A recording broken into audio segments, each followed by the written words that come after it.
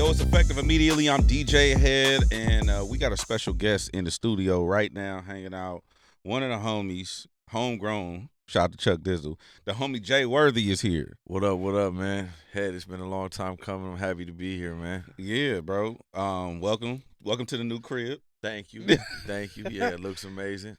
You've been out here doing your thing for a while, bro. And before we even get into the music stuff, I want to go back a little bit because you haven't always been the rapper. What were you doing before the rapper? And what would you say that people know you for? Because I know you for a certain thing, but I want to get to that. Well, all right. I think a lot of people probably first came to know about me when I produced Noisy Bompton for Vice. You know, when I helped launch Viceland TV, and I did that documentary on Kendrick Lamar and my neighborhood.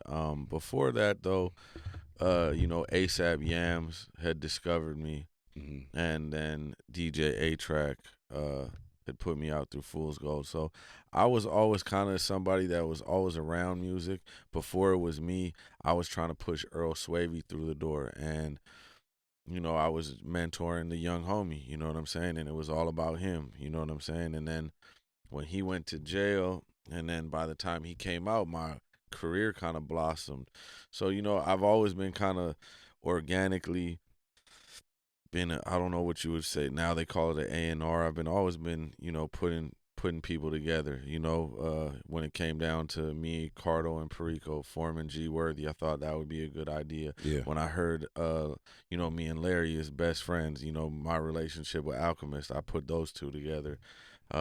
Last year I was able to put Chupacabra together for DJ Quick and Jason Martin. So I think, before, just a dude from the streets, but always had an ear for music and loved art. And here I am today, So you mentioned something that's very important, which is the curation of it. And I think that's a lost art too. Like just like A&R and artist development, I think that curation is a big thing. Where did you get that that ear from, or that eye to be able to develop other people? Yeah, because the eye and the ear. Okay, so I think my pops was I grew up in a household full of vinyls and music. When my pops, I was explaining this yesterday at the compound at Snoop's.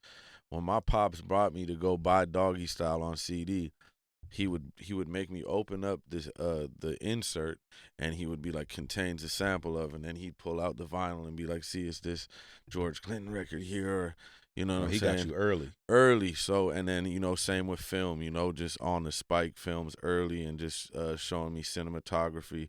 So I always I just love art, man. I love music. I love film. I think my eye was trained at an early age to, know what was good and quality. And I just like to bring that element to my work and to whoever I work with. You know what I'm saying? So. Okay, so we talked about the creative direction. I think the last time me and you spoke, I think Problem was dropping, and I think Quick and Problem was dropping the Chupacabra or something like that, right? Yeah. And when that came out, a lot of people was like, "Oh shit!" Like, because nobody expected. And then when I was talking to P about it, he was like, "Yeah, this Jay Worthy idea, like the feel of it, the texture, the artwork, the merch. It's like, okay, when is he gonna do this for himself?" And then now we get the debut, and I think that the people who are looking at you as like, okay, the creative directive guy, it's kind of like the same thing when the engineers start rapping, or when the videographers start rapping. It's like people like, man, he got to prove himself, right? So then when the project come out and you see these things, like, you've been rapping for a while though. Like, I like the G Worthy shit, me personally. Yeah. But shout out to Perico. But do you notice that? Have you noticed that people's opinion or view of you has changed musically over time the more you've been doing it? No, I know, like, because you were saying, like, I think people first came to hear about me, though, as a rapper. Yeah. It wasn't like first I did the film thing. I'd always been, like, doing music, but then when I, like, seriously started, like, you know what I mean? But I think people are seeing the progression. I think people are seeing, Like I feel like this album has been a level up for me. I've been working towards this moment. You know what I'm saying?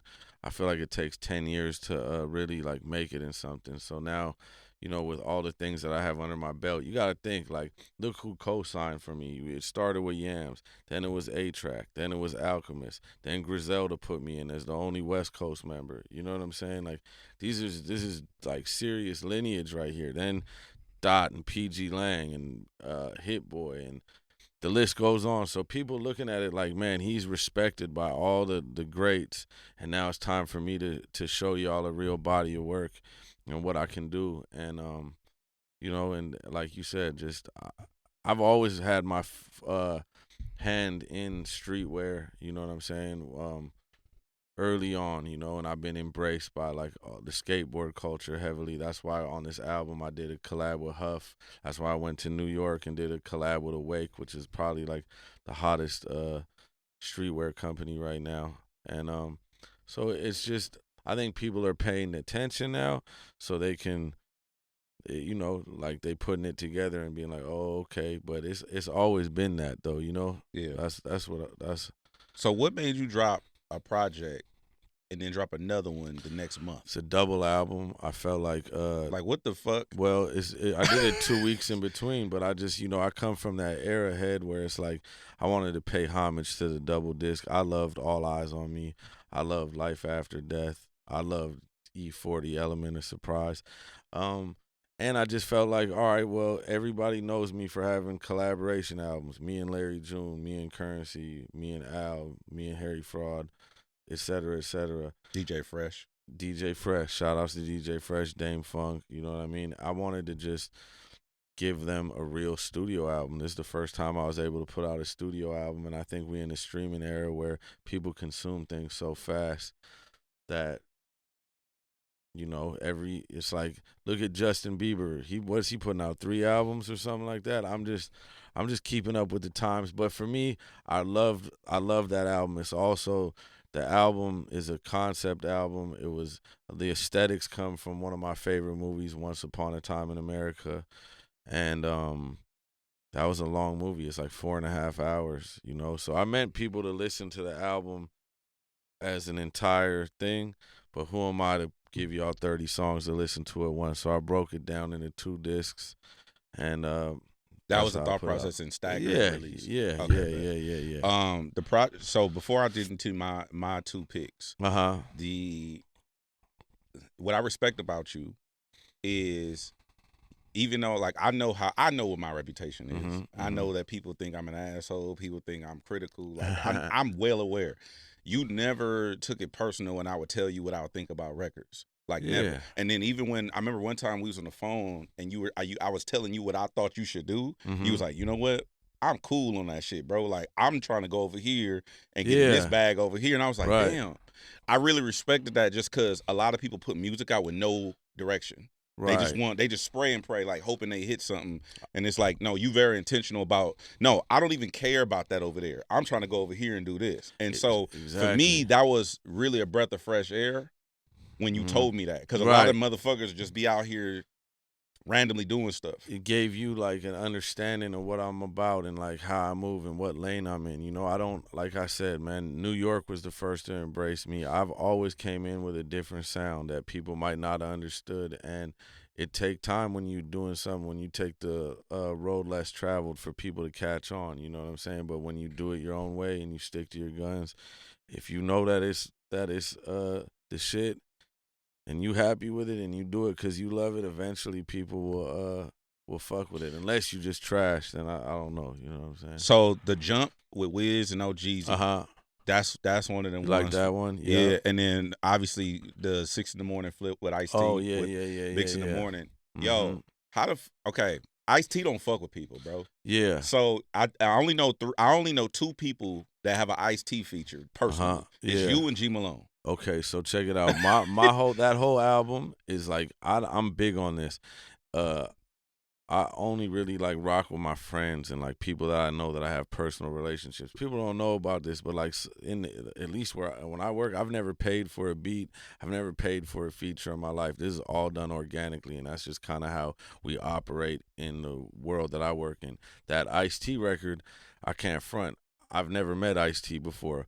My big homie Wacko, I told him, man, I gotta, I knew they had a relationship, and me and Cube is close, and Cube was trying to get on the record, but it didn't happen in time. And I was playing different records for Wacko, and I had that aside. It wasn't on the album yet, and I gave it to him, and he came back, and yeah, Ice-T laid that. So Damn. yeah, that was and just being a kid, like film. Shout out to Wacko.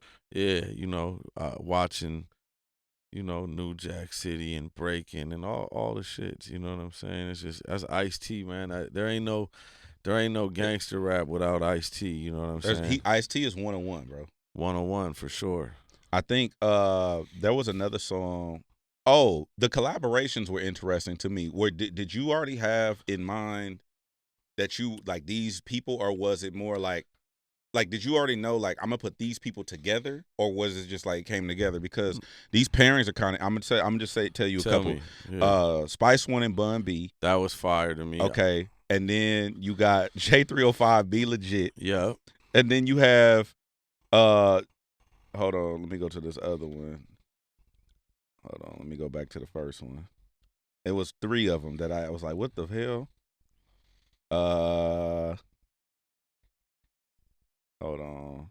Oh, Kamaya. Yeah. Kamaya and Cardo, right? Yeah, but they get down. They get down with each other. Okay, so that was kind of more like a similar one. Go ahead if you got any. No, go ahead. So I mean, Spice One and Bun B, both my friends. You know what I mean? They both worked with each other in the past, and they're both on Jive Records, so that's why I called it Jive 95. I heard that beat and I knew automatically it reminded me of America's Nightmare album that Spice One put out. It sounded like an old Spice One song, so I put that together. As far as J305 and Be Legit, both of them have just like these voices that cut through so good on certain beats, and that just I felt like that was a cool pair up right there. Who else did we say on there? Oh, I mean, putting E40 on a Harry Fraud beat. I don't think anybody had ever done that, so that was cool. Other ones on there, like I brought Laven Kali to get on that George Clinton and Parliament Funkadelic. I mean, me and George got a whole album coming out next year. And George Clinton. Yeah, George hit me up, invited me to his house. George Clinton hit me up. He called you and said, "Come to the house." Yes, and I flew to Tallahassee. But before that, he invited me. You say that like it's normal, but go ahead. Man, life just be happening, man. Like even the other day, Method Man FaceTimed me and was like, "Man, I'm a fan. I'm sorry I couldn't get on the album, and here's this record." So we're working on the documentary soundtrack right now, so that'll be on there. Me and Meth got one that's crazy. I just be trying to create moments with the music, man, and pay homage to the era that inspired me. But back to George, George, like I look at myself like this. I never really looked at myself as a rapper. I felt like I was a funk artist. You know what I'm saying? And I just kick shit now that over you say funk. that makes a lot of sense. Yeah, I'm a funk artist. So when I took it, that's the highest pinnacle you could take it to in funk. So when the Godfather of funk call you and tell you he want to work with you, I mean, you get on the plane. Yeah, and at this point, like, y'all can't tell me shit because there ain't no West Coast without George Clinton. There's no Doggy Style. Yeah. There's no Chronic. But for me, I'm not in competition with other rappers. I'm not in competition, period, because I'm in my own lane with music, and I do my own thing. But that, to me, was like all the recognition I probably ever needed. After that, I'm like, shit, who? Unless Michael Jackson Ghost come and tap me on the back and for sure. Now, last thing I gotta ask you is, we got introduced to Meet the Whoops via Jay Worthy. Yeah. Is that still a thing? Because for I know, like, okay, that's still a thing. Yeah, we just inked a deal with a major, and Hit Boy produced the whole project. Announcement time. Yeah. Are you in? Can you say or what the deal? Well, I can tell you it's with a major label, and You know, we have some higher ups that yeah, I don't want to say too much, man, but it's just it's on a major, and Hit Boy produced it, man. When they see it, y'all gonna be very surprised. Congratulations, yeah, brother. thank you. Also, we got before you go, we got to talk about the pop out because Yeah, let's do we hadn't talked since then, like Yeah, on the yeah, mic. real shit. But that was a big moment for us. What was that like for you, and then like from the beginning to I guess the end result? Man, you know, all of it happened so fast, but it was great. You know, it was a chance for us as homies to come together and rock. You know what I mean? My whole thing with Meet the Whoops was always just trying to showcase um some new talent out of LA that might not get heard over this type of production. I just wanted to bring them into my world, and you know, that record. I feel like when we hit that stage at the pop out of all the opening acts, this is just how I feel. We had the most presence. We came out there all black and red. Like when people saw us hit the stage and we came over that Dr. Dre intro on the Chronic, that was just yeah, it felt good, man. I think the reaction was good too. I was seeing a lot of people, like Charlemagne asked you on the, Yeah, who was those dudes in the red or something like that. Yeah. You know what I mean? And I was like, okay, so yeah, man, we shook the world up that day, and it just felt good seeing LA unified and all of us together to stand as one. And I hope that we could do that again. I don't want to get into the weeds of it, but I do love that we changed the narrative of a lot of things. Yeah. And also, well, before I get to that, I want to thank you. Mm-hmm. You know what I'm saying? Thank you and the homies too, because y'all really y'all just went with whatever I was like. Y'all just ran the program. We had to. And I was just really grateful that I didn't have to like do a whole bunch of talking and convincing. It was just like, hey, bro, I got 28 minutes, bro. I need y'all to work with me. And the thing was, for me, from my POV, I was like, I was going into it like, fuck, bro, I don't know how I'm gonna pull this off. Right. But y'all made it easy for me. So Yeah. thank you for that. Yeah. The other thing is after the pop out, I saw like we got a lot of love from all over the world. Right. Because it was a world thing. We're on billboards all over everywhere, the world. right? Yeah, that shit was wild. I don't want to get into the weeds of it, but I did see later on that there was like a unity walk or something like that happened in Compton. Yeah, and then I just noticed a spiral of from that point forward. That whole week, there was like a spiral effect of like love that just started happening throughout the city. I want to get your POV on that too. It was, and then like shortly after that, we shot the They Not Like Us video, and I remember like belling from like our neighborhood to another neighborhood, or driving and having to park in a neighborhood that would have been out of bounds for me, or you know what I'm saying, and felt comfortable and it felt good, you know what I'm saying, and the whole city was unified for that bit, you know, and it reminds me of like, you know, rest in peace Nip, you know, the GOAT. When Nip passed, it unified a lot of things and people came together for a greater cause. I would love to see more of that, you know what I'm saying? I would love for it to last longer than just like a couple weeks. Like, you know, LA, we always have had this, you know, even since the Truce and Nine Deuce, it didn't last that long, you know what I'm saying? Like, it because of the politics and the way things are out here, it's hard to control that. But when we do get together, you know what I'm saying? Like Pac said in To Live and Die in LA, you know what I'm saying? So yeah, man, unity, dog, unity. I'm pushing for unity, and I would love to see more of that. Man, well, look, bro. Like I said, I'm thankful and I'm happy for you, bro. Yeah, you know thank you. I want you to continue to keep doing your thing. Definitely. I would prefer if you give me a little bit more than 2 to 3 weeks in between albums, just because I got shit to do. I got shit. Hey, you know what I'm saying? That's the first time and probably the only time that'll happen. You know, I need West like, Side bro, Gun. you got to give a nigga a break. Like I need. Yeah, Gun said it. He said, y'all will never witness nothing like this again, from all the way from the production to the features to everything. But hey, next one, I could just give y'all a solid 10 songs, and I appreciate that. Let y'all bro. sit with that. Also, yeah. You and the Goldfish project. Oh yeah, as well. Yeah, Shout yeah. to Hit Boy and Alchemist. Definitely. That Goldfish album. A lot of people talking about that as well. For sure. Do you have any features coming up that we don't know about that you haven't announced yet? Yeah, I mean, you told us about the Method Man. Yeah, I mean, I got everything. I got everything Only person I don't got on a record right now, we got one in the stash somewhere, is Kendrick, but one that's coming out. You know what I mean?